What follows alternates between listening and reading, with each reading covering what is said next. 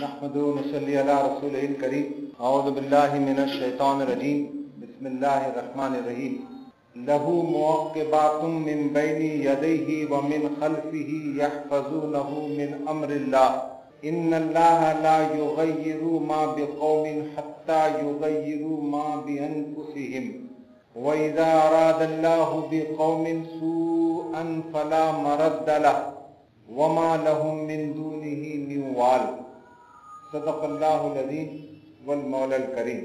رفقائے محترم، یہ سورہ رات کی 11 نمبر کی آیت، اس کی ترجمانی اس طرح: ہر شخص کے آگے اور پیچھے، ہر شخص کے آگے اور پیچھے اس کے مقرر کیے ہوئے نگراں لگے ہوئے، یعنی اللہ تعالیٰ کے مقرر کیے ہوئے نگرانی کرنے والے، اس کے آگے اور پیچھے لگے ہوئے جو اللہ کے حکم سے اس کی دیکھ بھال کر رہے۔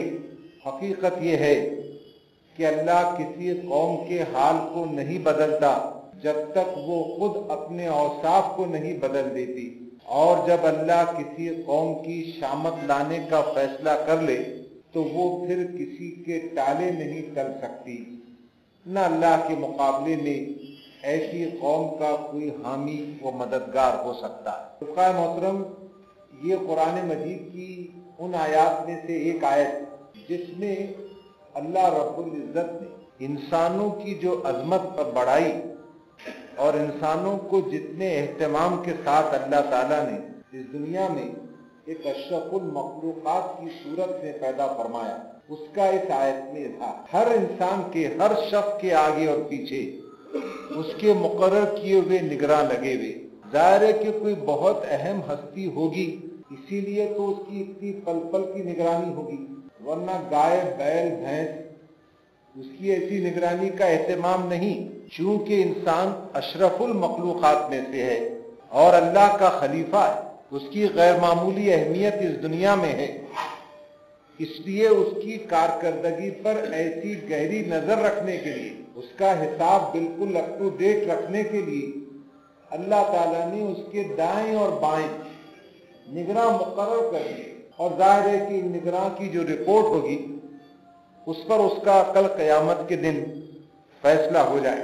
اللہ رب العزت نے انسانوں کے تعلق سے، ہم تمام کے تعلق سے یہ بات ارشاد فرمائی کہ کل قیامت کے دن یہ کہا جائے گا کہ کلوا واشربوا ہنیئا بما اسلفتم فی الایام الخالیہ، کہ تم یہاں کھاؤ اور پیو اور اپنے من پسند تم عیش میں رہو، یہ ان کاموں کے بدلے میں ہے جو تم نے پچھلی دنیا میں کیے، فی الایام الخالیہ، جو گزرے ہوئے ایام میں جو تمہاری کارکردگی رہی، جو تمہارا پرفارمنس تھا، اس کی بنیاد پر یہاں آج تمہارے تعلق سے یہ فیصلہ ہوا ہے، ہم اس سے بہت خوش ہوئے اور اس پر تمہیں یہ اجر و انعام ہے۔ کہا گیا کہ فَنِعْمَ أَجْرُ الْعَامِلِينَ، عمل کرنے والوں کے لیے کیا ہی خوب اور کتنا بہترین اجر۔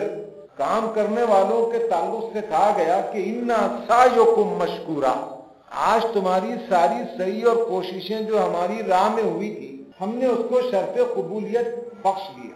انسانوں کی عظمت کے تعلق سے یہ بہت بنیادی آیت ہے جو ہم اکثر سناتے رہتے ہیں ایک دوسرے کو، کہ وَإِذْ قَالَ رَبُّكَ لِلْمَلَائِكَةِ إِنِّي جَاعِلٌ فِي الْأَرْضِ خَلِيفَةً، ذرا وہ وقت یاد کرو جب اللہ تعالیٰ نے فرشتوں سے یہ کہا کہ میں زمین میں اپنا خلیفہ بنانے والا ہوں۔ تو قرآن مجید میں انسان کا تعارف، جو سب سے پہلا جو تعارف وہ یہ ہے کہ اللہ نے انسان کو خلیفہ کی حیثیت سے نامزد فرمایا، اور اللہ تعالیٰ نے سوکھی سڑی مٹی کے گارے سے سیدنا آدم علیہ السلام کا پتلا بنایا اور اس میں اپنی روح پھونکی۔ اب میں ایک بہت اہم بات آپ سے عرض کرنے جا رہا ہوں۔ تو گویا سیدنا آدم علیہ السلام جو ہے اللہ کے نفس کا، اس کی پھونک کا حصہ ہے اس میں، اور ہم تمام کے تمام اس اعتبار سے بے انتہا اہم ہیں کہ ہم بھی اللہ تعالیٰ کے اسی نفس کا حصہ۔ یہ جو تصور دلایا گیا ہے قرآن مجید میں انسانوں کے تعلق سے، آپ دوسرے اور مذاہب میں اس سے متعلقہ تعلیمات کو کھنگال ڈالیں، کہیں بھی آپ کو یہ چیز نہیں ملے گی کہ انسان کو اللہ تعالیٰ نے اتنا محترم اور اتنی غیر معمولی وقت اور اہمیت کے ساتھ، پورے اہتمام کے ساتھ اس دنیا میں اللہ تعالیٰ نے بھجوایا، اور کہا گیا کہ لقد خلقنا الانسان فی احسن تقویم، اور ہم نے انسان کو بہترین ساخت پر پیدا کیا۔ آپ اور ہم جو الحمدللہ ایک انسان کی صورت میں ہیں، اور اس پر خوش نصیبی یہ ہے کہ ہم امت محمدیہ صلی اللہ علیہ وسلم میں پیدا کیے گئے۔ یہ جو شرف ہم کو حاصل ہوا تو اس پر جتنا شکر ادا کیا جائے کم، اور پھر ہم تاریخ کے ایسے وقفے میں دنیا میں پیدا کیے گئے ہیں، تاریخ کے ایسے وقفے میں دنیا میں پیدا کیے گئے ہیں جس میں دنیا گویا اپنے بالکل آخری سٹیج پر، دنیا آخری مراحل میں ہے، اور ان آخری مراحل میں ہم کو ایک ایسے وقت پر کام کرنے کا موقع دیا گیا ہے کہ جس میں اس سرزمین جہاں میں اور آپ پیدا ہوئے ہیں، یہاں اس بات کا تحریک اسلامی نے یہ غلغلہ بلند کر رکھا ہے کہ ہم اقامت دین، اللہ کی زمین پر اللہ کے اس دین کو قائم کرنا چاہتے ہیں۔ پھر آپ اندازہ کیجئے کہ کتنی خوش قسمتیاں جمع ہو گئی، کتنی غیر معمولی چیزیں ہم کو بے مانگے مل گئی۔ اب اگر اس کا ہم بھرپور استعمال نہ کریں تو کل قیامت کے دن ہم بڑے محرومین میں سے خدا نہ خواستہ ہمارا شمار ہو کہ یہ لوگ تاریخ کے اس عرصے میں تھے، ان کو اتنے بہترین مواقع نصیب تھے، یہ منہ سے اپنی آہ بھی نکالتے، ایک پھونک بھی مارتے تو پوری سرزمین میں اس کی پھونک کی گونج سنائی دیتی، زور سے کھکار بھی لیتے تو اس کی کھکار کو واشنگٹن ڈی سی اور لندن میں اور بوسٹن میں سنا جاتا ہے۔ ایسے دور میں مجھ کو اور آپ کو پیدا کر کے اللہ تعالیٰ نے جو غیر معمولی انعام اور احسان ہم پر فرمایا، اس کا ہم کو بہت اچھی طرح سے اندازہ کرنا چاہیے، بہت اچھی طرح سے اندازہ کرنا، اس کا بھرپور استعمال کرنا چاہیے، اس لیے کہ قرآن مجید میں کہا گیا ہے کہ وَلَتُسْأَلُنَّ يَوْمَئِذٍ عَنِ النَّعِيمِ، آج ہم تم سے اپنی تمام نعمتوں کے بارے میں پوچھیں گے۔ اسے نعمتیں جسم اور کھانے ہی کی نہیں ہیں، بلکہ جو فیسلٹیز آپ کو ملی ہیں، جس دور میں آپ پیدا ہوئے ہیں، جو کوالیفیکیشن آپ کو حاصل ہوئی ہے، جو مواقع آپ کو ملے ہیں، ان تمام کا حساب لیا جائے اور ان تمام کے بارے میں پوچھ ہوگی۔ تو یہ جو پوچھ ہوگی، جو ہم سے غیر معمولی حساب لیا جائے گا، تو اس حساب کا دائرہ کتنا وسیع ہوگا، اس کا بخوبی اندازہ ہم کو کرنا چاہیے۔ اور ایک بڑے مقصد کے ساتھ الحمدللہ ہم تحریک سے وابستہ ہو کر ذہنی طور پر ایک بڑے مقصد کے حصول کے لیے ہم اس اجتماعیت سے وابستہ ہو گئے۔ اس عظمت آدم کے اس تصور کے ساتھ ایک غیر معمولی یہ جو ہمارا عقیدہ کہ شیطان ہمارا کھلا دشمن، قرآن مجید میں کہہ دیا گیا کہ وَقُلْنَا بِتُوا مِنْهَا جَمِيعًا، ہم نے کہا کہ تم زمین پر اتر جاؤ، تم ایک دوسرے کے دشمن، انسان اور شیطان ایک دوسرے کا دشمن۔ تو ہر انسان کے ساتھ جس طرح دو نگراں لگے ہوئے جو کہ اس کے اچھے اور برے کاموں کا نوٹ لے رہے ہیں، ویسے ہی ہر انسان کے ساتھ ایک شیطان بھی لگا ہوا، اور اس شیطان کا ایک ہی کام ہے، وہ کام یہ ہے کہ اس کو اللہ کی راہ پر چلنے نہ دیا جائے، اس کو خوشنودی رب کے کام نہ کرنے دیے جائیں، اس کی راہ کو کھوٹا کیا جائے، وہ اپنی مہلت عمل، اس کی اہمیت ہی کو بھلا گئے، وہ ایک ایسے بے وقوف انسان اور طالب علم کی طرح ہو جائے کہ جو امتحان ہال میں بیٹھا ہے اور اپنے جو ہے بانسری سے کھیل رہا ہے یا کسی اور بے مقصد کام میں لگا ہوا ہے، اس کو اس کی مہلت عمل کی اہمیت سے بالکل غافل کر دیا جائے۔ وہ اگر تحریک اسلامی سے وابستہ ہو بھی جائے، باوجود اس کی ساری کوششوں کے، ابلیس کی اور شیطانی لشکروں کی، تو تب بھی اس کی اس بندش کو، اس کے اس وابستہ ہونے کو اتنا مزمحل اور کمزور کر دیا جائے کہ وہ اس کام کے کرنے کے زیادہ سے زیادہ اہل ہی نہ رہے جس کا کہ وہ دعویٰ کر رہا، وہ اقامت دین کا دعویٰ کر رہا، لیکن اس کی کوئی تیاری نہیں، اس کے لیے کوئی وقت کی قربانی نہیں۔ اس کے لیے صلاحیتوں کا کوئی ڈائیورژن نہیں، اس کے لیے صلاحیتوں کا کوئی فوکس ہونا نہیں ہے۔ چھوٹی چھوٹی چیزوں میں الجھا دو، اس کو تھکا دو، اس کو ذہنی طور پر اتنا قلاج بنا دو کہ وہ کسی اور اس بڑی مضبوط اہم چیز کے سوچنے کے قابل نہ رہے، چاہے وہ دن رات اس کی مالا جپتا رہے کہ میں اس زمین پر اقامت دین کے لیے کھڑا ہوں، اجتماعیت سے وابستہ ہوں، لیکن عملاً وہ کچھ نہ کرنے۔ یہ جو شیطان کا منصوبہ، اس پر ہم کو بہت سنجیدگی کے ساتھ اس کا نوٹ لینا۔ ابھی ہمارے مخالفین کو معلوم ہی نہیں ہے کہ ہم میں سے ہم ہر ایک شیطان کے تعلق سے ہم بہت پریشان بیٹھے رہتے ہیں۔ ایک فیکٹ ہے، اور یہ بھی ایک فیکٹ ہے، یہ بھی ایک حقیقت ہے کہ ہم شیطان کے اس دشمن ہونے کو بھول بھی جاتے ہیں، حالانکہ وہ برابر گھات میں لگا ہوا۔ اب آپ اس پس منظر کے ساتھ جو لوگ اس دنیا میں مختلف قسم کی نوعیتوں کے کام کر رہے ہیں، وہ اس نتیجے پر پہنچ گئے ہیں آج کہ صاحب اللہ تعالیٰ نے انسان کو غیر معمولی صلاحیتوں کے ساتھ پیدا کیا۔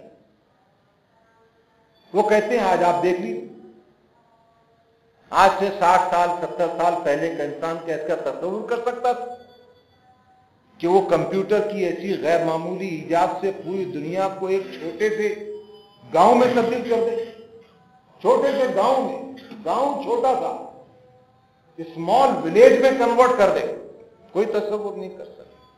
اور نہ جانے ابھی کتنی اور ساری چیزیں باقی جو آنے والی۔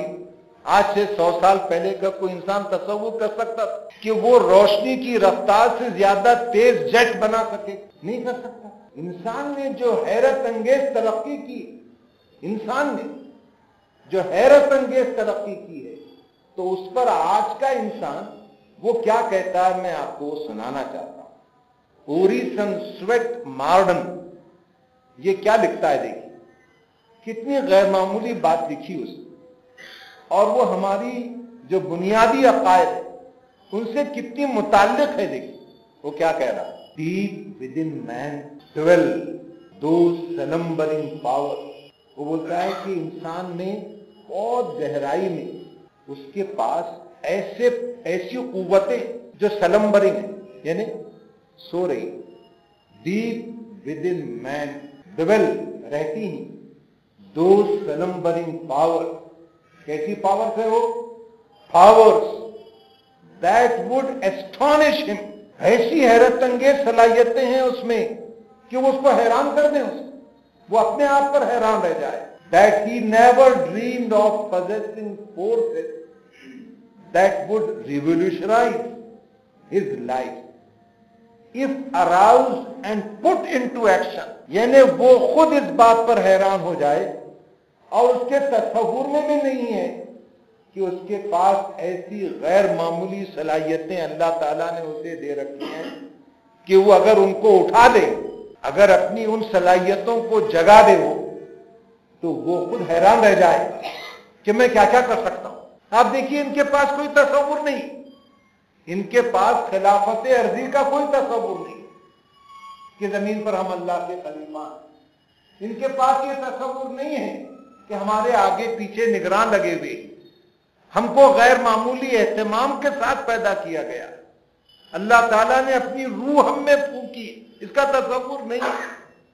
اب اگر اس عقیدے کے ساتھ اگر ان کو اس کا اندازہ ہو جائے کہ اسلامی تعلیمات تو ایک انسان کو اتنا حیرت انگیز قرار دیتی، آخر دیکھیے کہ ہم نے اس پورے عقیدے کو، ظاہر ہم جانتے ہیں ہے نا، ہمارا ایمان ہے، لیکن ہم نے اس عقیدے کے مطابق اپنے لیے ٹارگٹ نہیں رکھی، اپنے لیے کاموں کا ایجنڈا نہیں رکھا، اپنی دعاؤں میں ہم نے اس کو شامل نہیں رکھا۔ میں نے تو یہ بات عرض کی ایک جگہ کہ ہم نے اللہ تعالیٰ سے ویسا مانگا ہی نہیں جیسا ہم کو مانگنا چاہیے۔ ہم نے اللہ تعالیٰ سے بہت چھوٹی چھوٹی چیزیں مانگی تو اس نے ہم کو دے دی۔ اگر ہم اللہ تعالیٰ سے بہت بڑی بڑی چیزیں مانگتے ہیں، ہم ان زمین پر اقتدار مانگتے ہیں، اس زمین پر باطل طاقتوں کی قوتوں کو توڑنے کے لیے اپنے اندر صلاحیتوں کے پروان کی دعائیں مانگتے، تو اللہ تعالیٰ ہم کو دے دیتے. لوگوں کا سحر توڑنے کے لیے, ان کا جادو توڑنے کے لیے اگر ہم صلاحیتیں مانگتے تو ہم کو مل جاتی. آخر ہم قرآن مجید میں پڑھتے ہی ہے نا, سیدنا زکریہ علیہ السلام کی کیا غیر معمولی دعا ہے صاحب.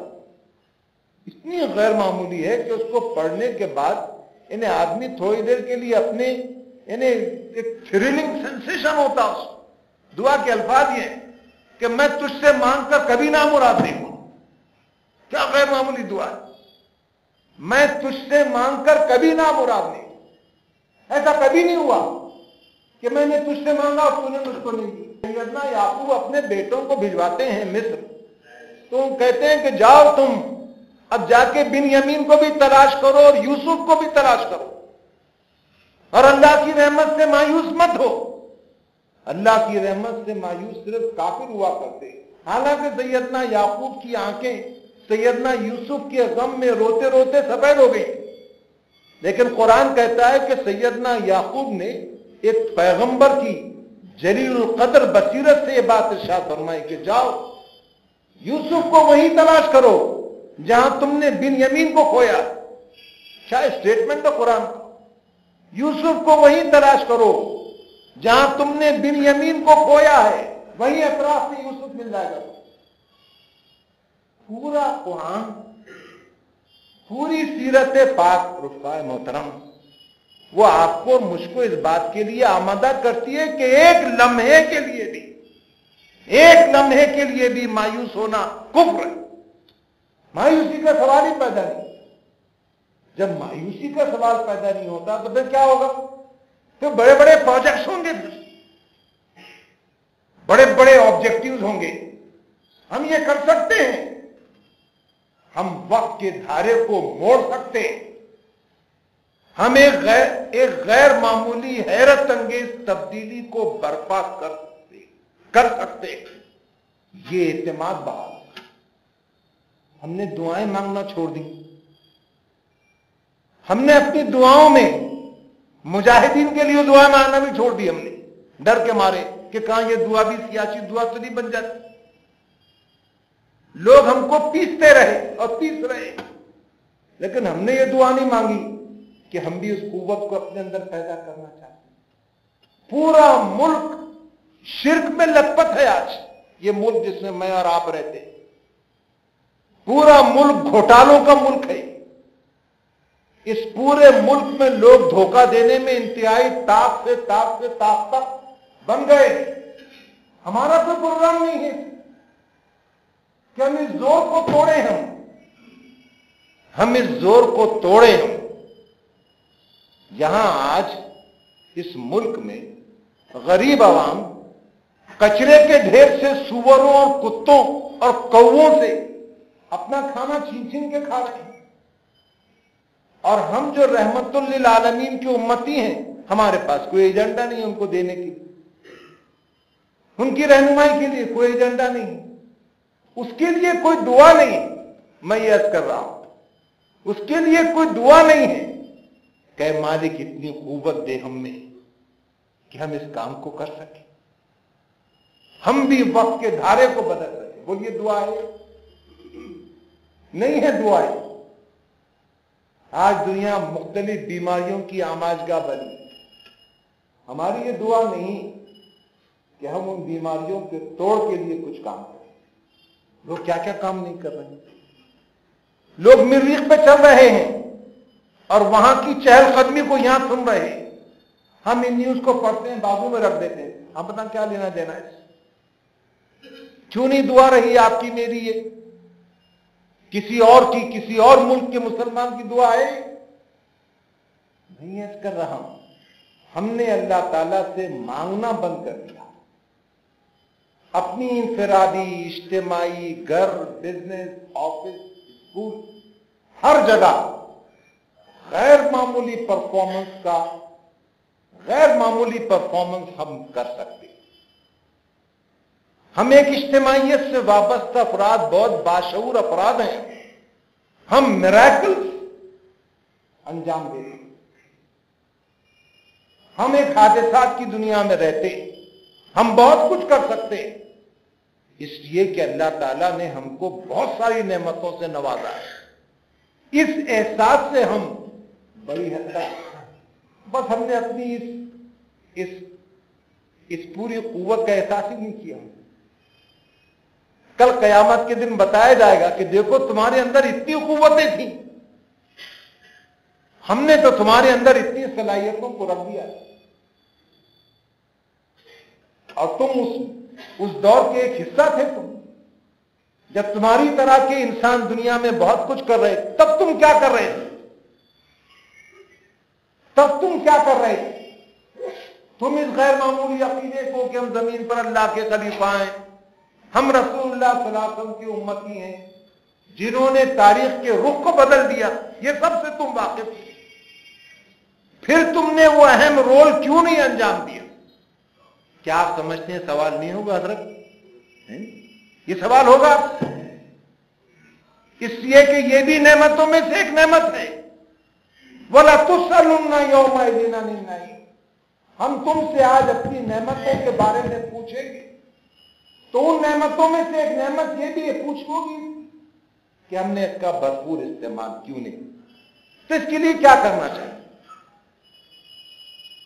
اس کے لیے پہلا تو یہ ہے کہ جس اجتماعیت سے وابستہ ہوئے سب سے پہلا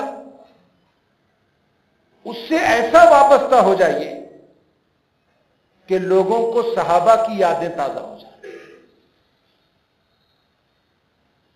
میں نے ایک بہت بڑا جملہ آپ سے کہہ دیا ہے.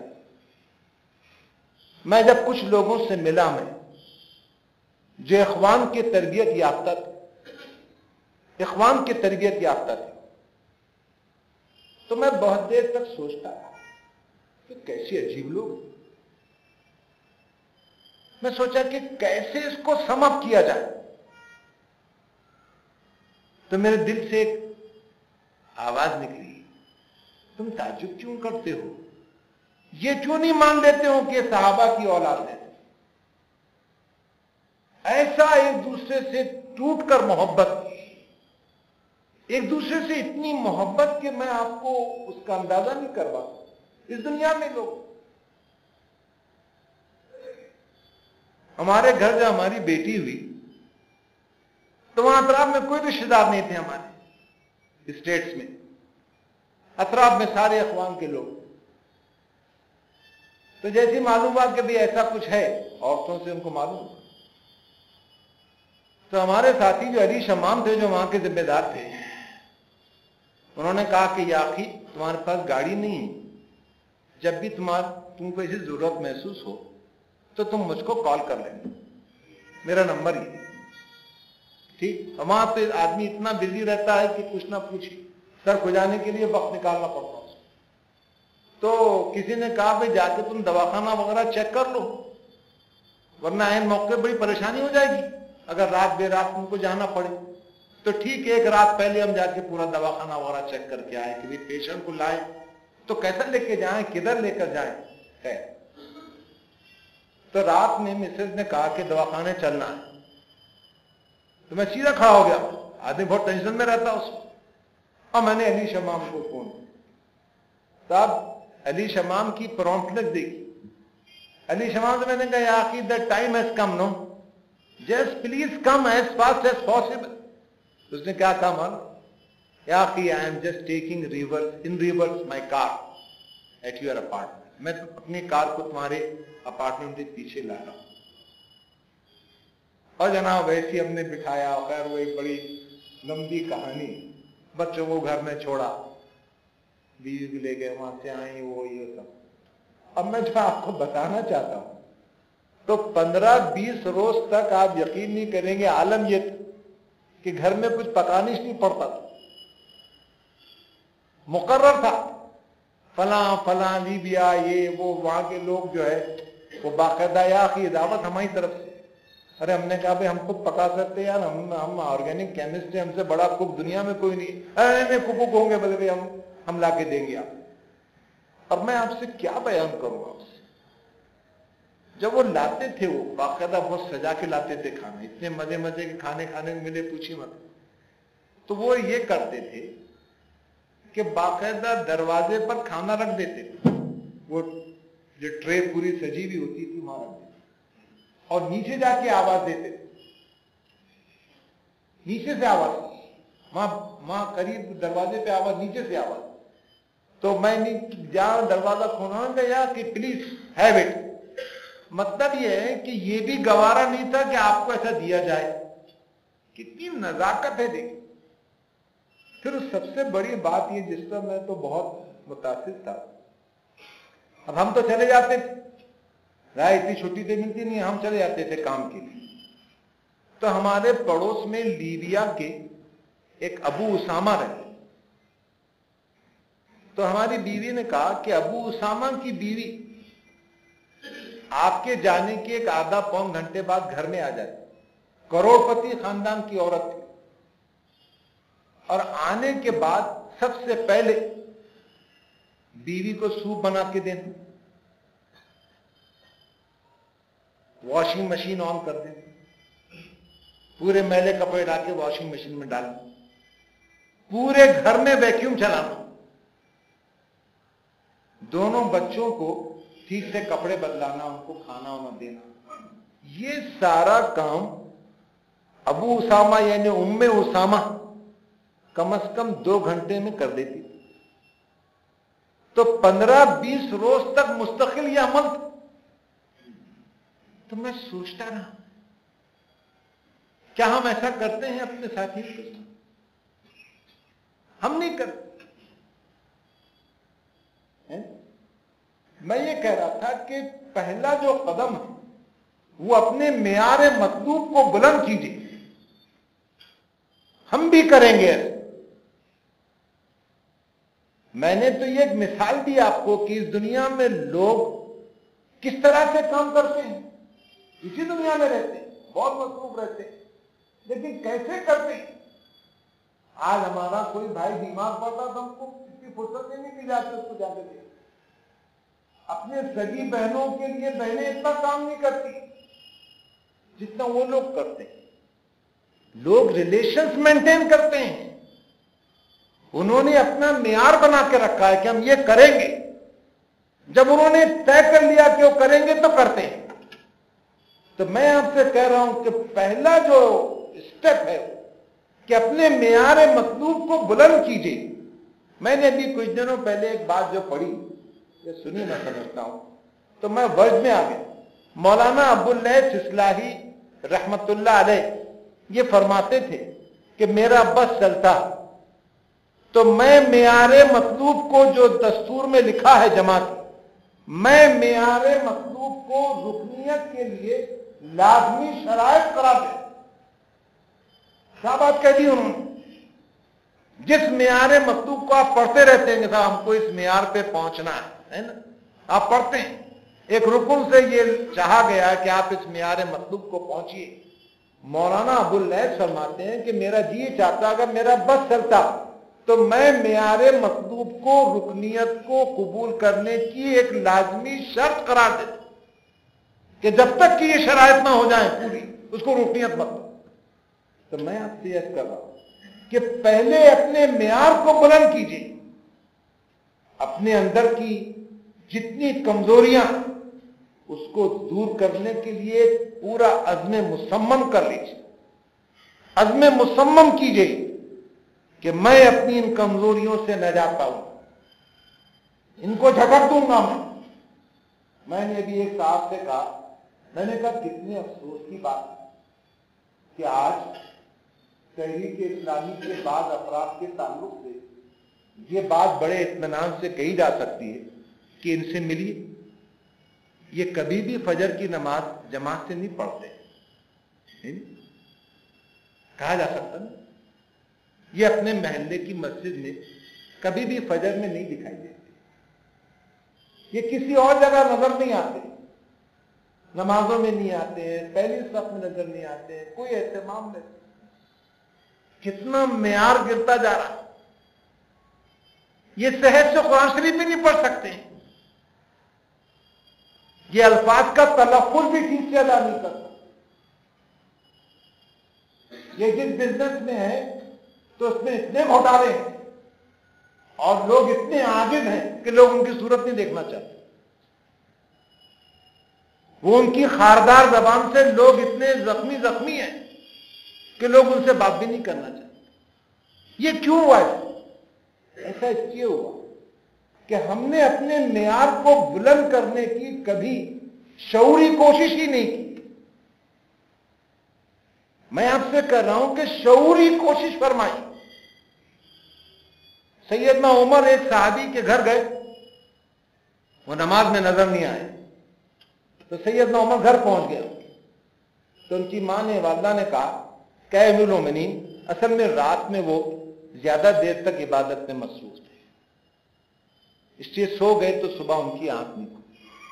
سیدنا عمر نے فرمایا میں اگر ان کی جگہ ہوتا تو رات بھر سوتا، لیکن صبح کی فجر کی فرض نماز کو نہیں چھوڑتا. اتنی اہمیت ہے. تو اپنے معیار کو بلند کیجیے، اپنی کمزوریوں کو نوٹ کیجیے کہ صاحب میں زبان کے استعمال میں بہت بے باک ہوں، میں خوشی اور غم کے موقع پر بالکل بے قابو ہو جاتا ہوں. میں جب دسترخوان پہ بیٹھ جاتا ہوں تو بہت ساری چیزیں یکسر بھلا دیتا ہوں. میں کاموں کے معاملے میں اتنا سنجیدہ نہیں، میں کمٹمنٹ کے معاملے میں اتنا سنجیدہ نہیں، میں وعدے کرتا ہوں وعدے پورے نہیں کرتا. تو ہر چیز میں اپنے معیار کو بلند کیجیے. دیکھیے پریشان مت ہوئیے، میں ساری چیزیں آپ کو سنانے والا آج نہیں. اب کچھ دیر کے بعد لیکچر ختم ہو جائے گا. پہلی چیز جو میں آپ سے عرض کر رہا ہوں، اس وقت کا، اس مہلت عمل کا بہتر سے بہتر استعمال ایک خلیفہ ارض، زمین کے خلیفہ کی حیثیت سے جو ہم کو کرنا ہے، تو میں اس کے تحت یہ بات آپ سے عرض کر رہا ہوں کہ آپ وابستہ ہو چکے ہیں تحریک سے جو اس ملک میں سب سے بڑا چیلنج کا کام لے کے کھڑی ہے. ماؤنٹ ایورسٹ پہ چڑھنا آسان ہے، آدمی گر پڑ کے پہنچ سکتا ماؤنٹ ایورسٹ پر. آج کئی لوگ پہنچ چکے. میں کہتا ہوں کہ ماؤنٹ ایورسٹ پر چڑھنا آسان ہے، لیکن اس زمین پر اللہ کے دین کو قائم کرنے کے لیے ببانگے دوہل کہنا اور اس سے وابستہ ہونا اور اس کے کام میں لگ جانا، یہ بہت بڑا آبجیکٹو ہے.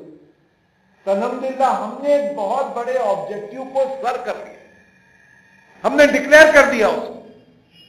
اب یہ ہے اس میں کہ صاحب یہاں صرف ڈکلیریشن سے کام نہیں چلے. الا الذین آمنوا وعملوا الصالحات، کہ وہ ایمان لائے اور نیک عمل کریں. اپنے عمل سے اس کا اظہار کرنا، اپنی سرگرمیوں سے اس کا اظہار کرنا ہو، اپنی مصروفیتوں سے اس کا اظہار کرنا ہو. تو ہر چیز میں اپنے معیار کو بلند کیجیے. کون سی عادتیں میں اختیار کروں گا، یہ دوسری فہرست بنائی. دوسری فہرست بنائی. میرے اندر یہ کمزوریاں ہیں، ضروری نہیں کہ امیر مقامی کو لیا کے بتائے، پوچھے تو ضرور بتا دیجیے، لیکن آپ یہ فہرست ضرور بنائیے. بلکہ وہ تو کہتے ہیں کہ یہ فہرست بنا کے اپنے اور قریبی ساتھیوں کو بتا دیجیے کہ میری یہ فہرست ہے کمزوری کی، اور میں کمزوری کو دور کرنے کا میں تہیہ کر چکا ہوں، نہ کروں تو آپ مجھ کو یاد دلائیں. مطلب آپ میرے لیے پولیس بن جائیں، آپ میرے لیے پولیس مین بن جائیں یا میری اس کمزوری کو یاد دلائیں. دوسری یہ ہے کہ میں کون سی عادتیں اختیار کروں. میں ان عادتوں کو اختیار کروں گا، اس کی فہرست بنائیے. اور اس فہرست کو کیسے اپنے اس کو آپ اڈاپٹ کر لیں، میں صرف ایک ہی چیز آپ سے کہتا ہوں، آپ بنائیے فہرست اپنے طور پر، جتنی چاہے وہ کہتے ہیں جتنی چاہے اتنی اچھی عادتوں کی فہرست بنائیے. اپنے دماغ کو بالکل ڈھیلا چھوڑ دیجیے. آپ کون کون سی اچھی عادتیں آپ اختیار کرنا چاہتے ہیں. آپ نے کسی شخص میں دیکھی، کسی قوم میں دیکھی، کسی میں دیکھی، وہ سب کو لکھتے چل جائیں گے اور آپ ان کو اختیار کر سکتے ہیں. اس کا اعتماد پیدا کر لیجیے. میں نے آپ سے ایک بات عرض کی تھی جو میں کہتا ہوں کتنا مشکل ہے اگر آپ خود اس کا ایکسپیرینس کی، کہ ہر نماز کے لیے 20 منٹ پہلے تیاری شروع کر. آپ خود دیکھیں گے کتنا مشکل کام ہے. 20 منٹ یہ سارے 20 منٹ آپ کو لگیں گے کہ بہت قیمتی وقت، 1000 کام یاد آئیں گے آپ، یہ کر لیتا ہوں میں، وہ کر لیتا ہوں، وہ کام بھی نہیں ہوں گے اور آپ نماز میں بہت دیر سے پہنچیں۔ 20 منٹ پہلے تیاری کر لیجئے، طہارت وغیرہ سے فارغ ہو جائیے، اذان ہوتی برابر مسجد میں جا کے بیٹھ جائے، پہلی صف میں جگہ جیت لیجیے، جگہ حاصل مت، جگہ جیت لیجیے، جیسے ایک نعمت ہے، اس کو میں کسی صورت چھوڑنا نہیں چاہتا ہوں، جگہ جیت لیجیے، بیٹھ جائیے، آپ کو یاد آئے گا کہ اب میں کیا کیا کر سکتا ہوں، میں قرآن مجید حفظ کر سکتا ہوں، میں قرآن مجید کی تلاوت کر سکتا ہوں، کرنا شروع کر دیجیے۔ پہلی صف میں تکبیر اولیٰ کے ساتھ پیش امام کے ساتھ داخل ہوئیے نماز میں، یہ معیار مطلوب بنائیے اس کو۔ میں نے آپ سے سنایا تھا آپ کو یہ بات کہ صحابہ میں سے کسی کی اگر تکبیر اولیٰ چھوٹ جاتی، تکبیر اولیٰ چھوٹ جاتی تو لوگ ان کے پاس کرسے کے لیے آتے، میں نے پہلا پڑھ میں سمجھ نہیں آئے، میں نے اور غور سے آہستہ آہستہ پورے اہتمام سے پڑھا، تکبیر اولیٰ چھوٹ جاتی تو لوگ بیمار پڑ جاتے تھے اور لوگ ان کی عیادت کو آتے تھے، میں آپ کو بہت بخار ہو گیا، ملیریا، ٹائیفائڈ جاتے نا جب، اب کہ آپ نے رکھا کہ بھی عیادت میں کم از کم 4 کی عیادت کرنا ہے نا، آپ کے پروگرام میں شامل ہے، تو وہاں لوگ عیادت کو جاتے تھے کہ آپ کی تکبیر اولیٰ چھوٹ گئی، کوئی بات نہیں، اب آپ اس کا اور آئندہ اہتمام کریں۔ اسے ہماری کتنی تکبیریں چھوٹتی، ہمارے پاس کا اہتمام نہیں۔ یاد رکھیے کہ جس کام کے لیے میں اور آپ اٹھے اس میں اللہ سے تعلق جتنا مضبوط ہوگا اسی کی مناسبت سے شیطان کا بس آپ پر کم چلے گا۔ قرآن مجید میں کہا گیا ہے، فارمولہ دیا گیا کہ جو جتنے گناہ کرے گا تو شیطان اس پر اتنا ہی زیادہ قابض ہوتا چلا جائے گا، اور جو جتنا زیادہ اللہ کی طرف رجوع رہے گا تو شیطان کا بس اور کنٹرول اس پر کم سے کم چلے گا۔ میں پہلے قدم کے طور پر صرف یہ ایک آخری بات اب سے کہہ کر اپنی بات کو ختم کرنا چاہتا ہوں۔ دیکھیے، ہم کو سب سے اونچا معیار جو رکھنا وہ یہ ہے کہ ہم سابقون میں ہمارا شمار ہو جائے۔ سورہ واقعہ میں یہ بات کہی گئی کہ انسانوں کی 3 ہی قسمیں ہوں گی قیامت کے دن، اصحاب الیمین، دائیں ہاتھ والے، یہ اہل جنت، ان کی خوش نصیبی کا کیا پوچھنا۔ اصحاب الشمال، بائیں ہاتھ والے، یہ جہنم میں۔ اور جو تیسری قسم ہے جو ان اصحاب الیمین سے آگے کی، وہ ہے سابقون السابقون، آگے ہی آگے رہنے والے، ان کا کیا پوچھنا۔ اور اس کے بعد قرآن کی بلاغت ہے یہ کہ سابقون السابقون میں یہ اگلوں میں سے بہت ہوں گے اور پچھلوں میں سے کم، ہم پچھلوں میں سے ہیں۔ اگلے یعنی صحابہ، انبیاء کے بالکل ابتدائی پیرو، وہ جس طرح سے عمل کا پیکر تھے، مجسم دعوت تھے، مجسم قرآن تھے، چلتا پھرتا قرآن تھے، اپنی ہم کو ان میں شامل ہونا ہے، یہ ہمارا ٹارگٹ ہے۔ کیسا ٹارگٹ ہے؟ بہت خوب ہے نا، اس کو کر سکتے ہیں۔ یہ پنچکوے کے قبرستان کے مردے اٹھ کے یہ نہیں بول سکتے کہ اب میں سابقون میں شامل ہونے کی کوشش ہم کرنا چاہتے ہیں، کر سکتے ہیں وہ، اب مردے کچھ نہیں کر سکتے۔ جب تک آپ زندہ ہیں آپ ایک بڑے ٹارگٹ کے لیے کام کر سکتے ہیں۔ اور مینجمنٹ کی ایک بہت اچھی سی چیز جو پڑھنے میں آئی. انہوں نے کہا بہت ساری چیزیں ہیں، انشاءاللہ کسی وقت اگر آپ مجھ کو وقت دیں تو پھر میں ذرا سلسلے سے اس کو، ورنہ ہوگا کہ میں ہی بھول جاتا ہوں، آپ لوگ بھی بھول جاتے ہیں، اور چونکہ آپ لوگ زیادہ بھول جاتے ہیں تو میں پورے اعتماد سے پھر سے نیا سنانا شروع کر دیتا ہوں. نہیں آئندہ تھوڑا سا خیال رکھیے.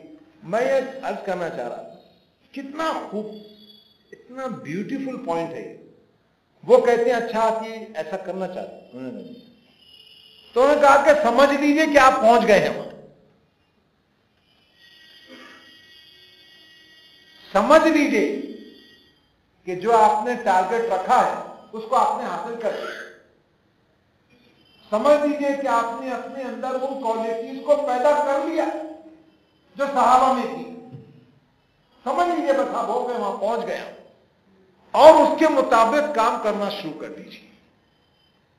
ظاہر سابقون میں آپ شامل ہو گئے تو آپ فجر کی نماز ضائع نہیں کریں گے، آپ جھوٹ نہیں بولیں گے، آپ معاملات ٹھیک کر لیں گے، کیونکہ آپ کو ہر دم اندر سے آواز آئے گی تم تو وہاں پہنچ چکے ہو، یہ کیا غضب کر رہے ہو، پیچھے ڈھسلنے کی باتیں کرتے ہو.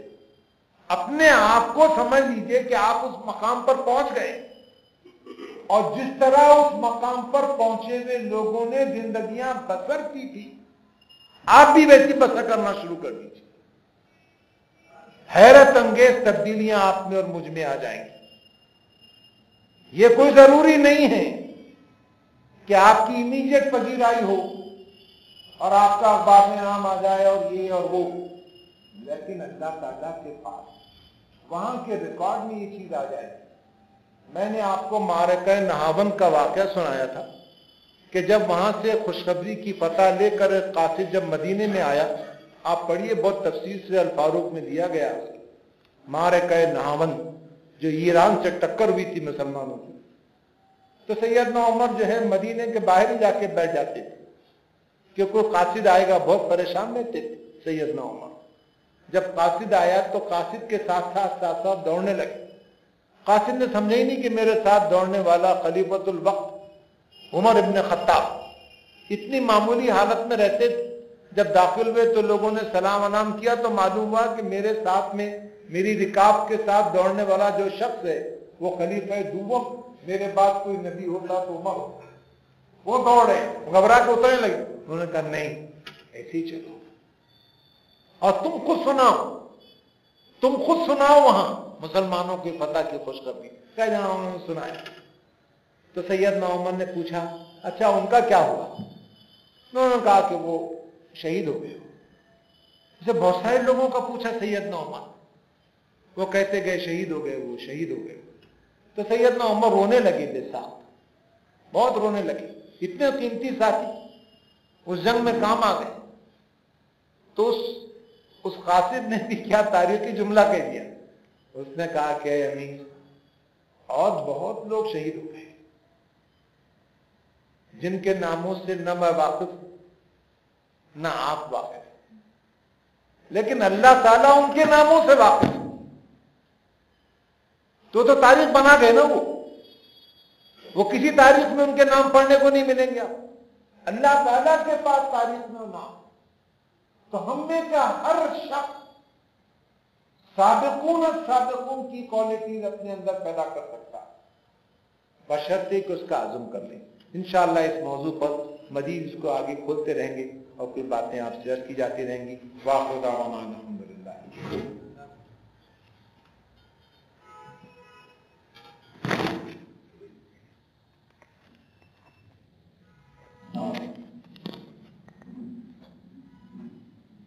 السلام علیکم.